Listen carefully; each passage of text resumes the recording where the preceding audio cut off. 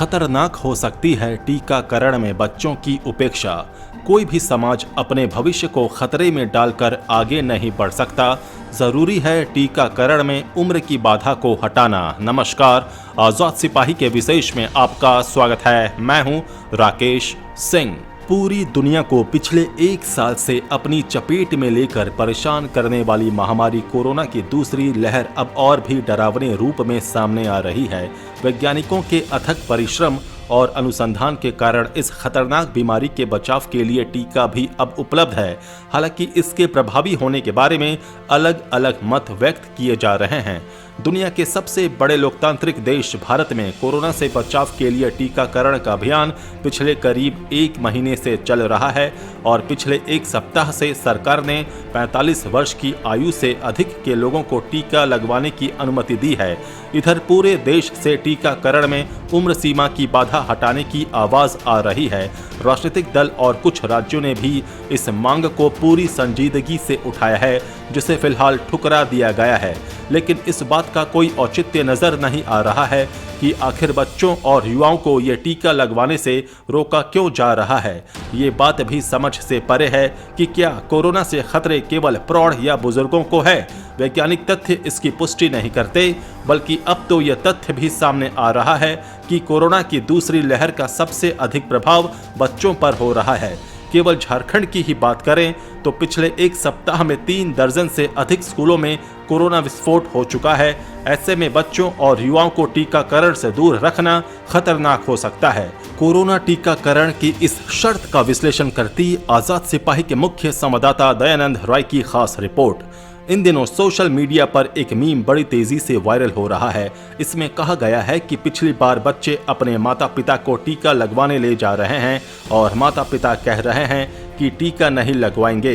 इस मीम को वैसे ही हास्य के रूप में लिया जा रहा है, लेकिन ये सुनकर बड़ा अजीब लगता है कि भारत ने खतरनाक कोरोना से बचाव के लिए चल रहे प्रयासों से बच्चों और युवाओं को बाहर रखा गया है। पिछले एक साल से पूरी दुनिया को तबाह करने वाली इस महामारी से जंग में फिलहाल कोई सफलता मिलती दिखाई नहीं दे रही है। नए साल में कोरोना का टीका उम्मीद की नई किरण लेकर जरूर आया, लेकिन इस महामारी की दूसरी लहर ने जिस तरह का कोहराम मचा रखा है, उससे ये भी बेकार लगने लगा है। कोरोना टीके के असर पर भले ही विवाद हो, लेकिन ये बात समझ से परे है कि भारत में बच्चों और युवाओं को इस टीकाकरण अभियान से अलग कर दिया गया है।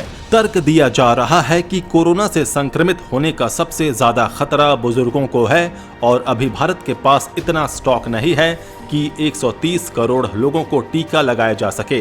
इस तर्क को जब तथ्यों की कसौटी पर कसा जाता है तो इसका औचित्य दूर दूर तक नजर नहीं आता। जहां तक संक्रमण से बुजुर्गों को अधिक खतरा होने की बात है तो ये सही है, लेकिन साथ ही ये भी तल्ख सच्चाई है कि कोरोना की दूसरी लहर ने बच्चों युवाओं को भी बड़ी तेजी से अपना शिकार बनाया है। यदि झारखंड की ही बात करें तो पिछले 7 दिनों में राज्य के 3 दर्जन से अधिक स्कूल और कई छात्रावासों में संक्रमण फैल गया है। यानी बच्चों को कोरोना का संक्रमण बड़ी तेजी से अपना शिकार बना रहा है। दूसरा तर्क टीके का पर्याप्त स्टॉक नहीं होने का, लेकिन हकीकत यह है कि भारत में उत्पादित टीका अभी दुनिया के 22 देशों को भेजा जा रहा है, जबकि अपने देश में टीके के लिए अफरा तफरी मची है। यदि हमारे पास दूसरे देशों की जरूरतों को पूरा करने लायक टीका है तो उसका इस्तेमाल हम अपने यहाँ क्यों नहीं करते।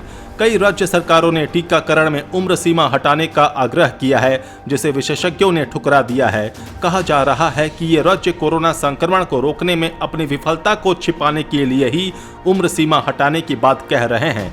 लेकिन क्या ये सच नहीं है कि कोई भी समाज अपनी भावी पीढ़ी को सुरक्षित और मजबूत करने के लिए हर संभव कदम उठाता है? क्या किसी भी युग में ये सुना गया है कि माँ बाप अपनी सुरक्षा के लिए अपने बच्चों को खतरे में डालते हों? इसका जवाब निश्चित तौर पर नहीं ही है। इंसानी सभ्यता ऐसे उदाहरणों से भरी पड़ी है जिसमें माँ बाप ने अपने बच्चों के लिए अपना सब कुछ दांव पर लगा दिया है। व्यवहारिक नजरिए से भी देखा जाए तो नौकरी या व्यवसाय के लिए घर से निकलने वालों को संक्रमण से बचाने की अधिक जरूरत है। बच्चों और युवाओं को संक्रमण का अधिक खतरा है। वैसे भी दुनिया में भारत इकलौता ऐसा देश है जहाँ कोरोना टीका लगाने के लिए उम्र सीमा तय की गई है। पड़ोसी देश इंडोनेशिया और नेपाल में टीकाकरण की जो रफ्तार है उससे भारत बहुत पीछे है।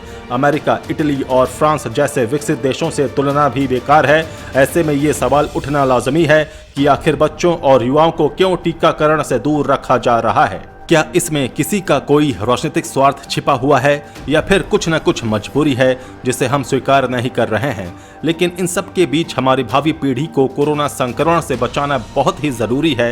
ये सही है कि किसी भी आयु वर्ग को खतरे में नहीं डाला जा सकता है। भारत जैसे विशाल देश में कोरोना टीकाकरण के लिए ठीक वैसा ही अभियान शुरू किया जाना चाहिए जैसा कि प्लेग, खसरा, पोलियो और हैजा जैसी महामारियों के उन्मूलन के लिए चलाया गया था। यदि हम अपनी आने वाली पीढ़ी को ही स्वस्थ और निरोग नहीं रख सकेंगे तो फिर विकास के लिए हमारे तमाम दावे बेकार साबित हो जाएंगे। भारत में टीकाकरण अभियान की देखरेख करने वालों को इस पर गंभीरता से विचार करने की जरूरत है। यदि ऐसा नहीं हुआ तो हमें हमारी भावी पीढ़ी कभी माफ नहीं करेगी। आजाद सिपाही के विशेष में अभी इतना ही। खबरों की और भी अधिक जानकारी के लिए आप पढ़ते रहिए अपना लोकप्रिय दैनिक अखबार आजाद सिपाही। आप हमारे इस YouTube चैनल को जरूर सब्सक्राइब करें। आप हमारे Facebook पेज को भी जरूर लाइक करें। जुड़ रहिए आजाद सिपाही के साथ। धन्यवाद।